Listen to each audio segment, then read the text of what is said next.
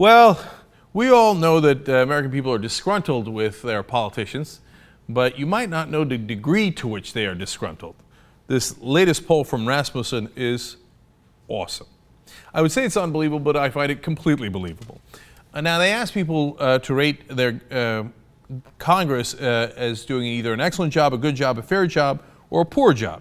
So how many were in those categories? Well, excellent earned a stunning 1%. Maybe that's your top 1% who are like, boy, they're doing an excellent job for us. And only 5% said good, 26% said fair, 64% said poor. Only 6% said good or excellent. Remember, when we overthrew the King of England during the American Revolution, a third of the country wanted to stay with the monarch. Now we only have 6% who think our Congress is doing a good or excellent job. Now, to be fair, that's not approval, disapproval. Huffington Post has a poll chart where they combine all the different polls, like that was Rasmussen, there's Gallup, etc. And so currently Congress's approval rating stands at 12%. And disapproval is at 68%. How incredibly unpopular are these guys? Meanwhile, everybody in Washington's like, oh, they were saying, it's fine, we got this on lockdown, no problems. No, you're missing it. We don't like you. We think you're not representing us. We think you're representing the people who pay you, the special interests, the lobbyists, the donors. Democrats agree with that. Republicans agree with that. Of course, the voters, not the politicians. The politicians love this system and don't want to change it for a second. Now, in the old days, what would happen is they say, oh, well, look, everybody hates Congress in general, but when it comes to your own congressman, you're going to vote for him. Not so much anymore. 33% say that their own representative does deserve to be reelected. 36%, a higher number, say they don't deserve to be reelected, and 31% weren't sure. Here's what Rasmussen explains. However, just 24% believe their own representative in Congress is the best possible person for the job. 41% disagree, while another 36% are not sure. So they got the memo. My guy sucks too. And this is partly because of gerrymandering. We've now set up the districts in a way that Republicans can't lose in some of the districts, Democrats can't lose in other districts, and you don't really have a democracy, and partly because these guys obviously don't represent you. And in the old days, all you had was a few sources of news who could tell you that. There was only 3 television stations in the old days, right? Now there's the World Wide Web, where everybody can access that information and find out how much their local congressman actually sucks without having to rely on TV.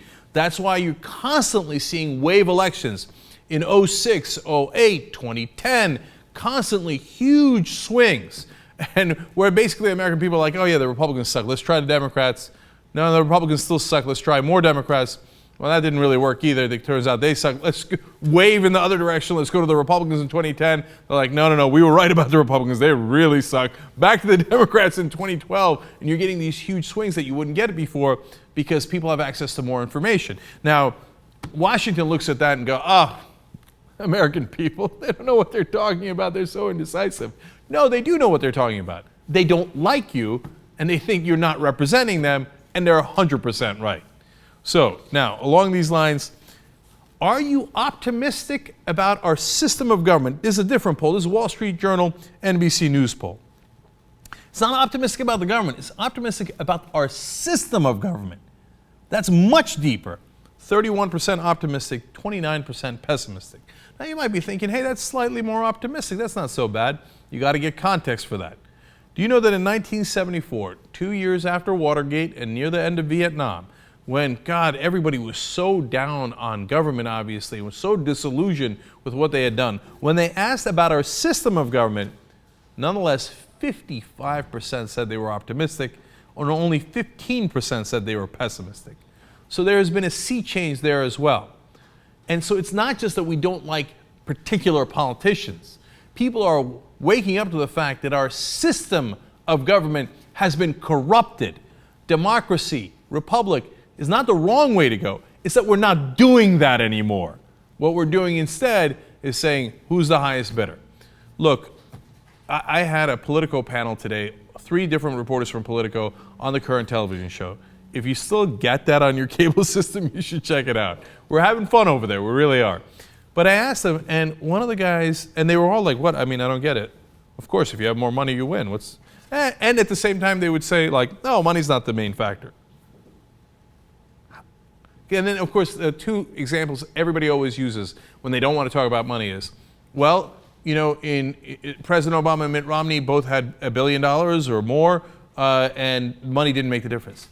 Yeah, they both had $1 billion, okay? And plus, it's a presidential run. They have billions of dollars in free media. No matter what either side says, all the press covers it, right?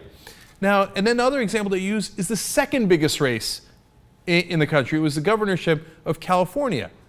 Yeah, okay, so Meg Whitman had more money than Jerry Brown. But Jerry Brown had tens of millions of dollars.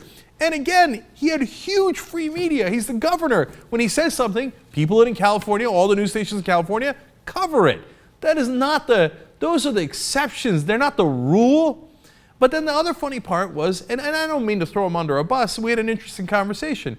But Reed Epstein, I think, is their White House reporter, top White House reporter, and he said, look, obviously part of politics is how good you are at raising money.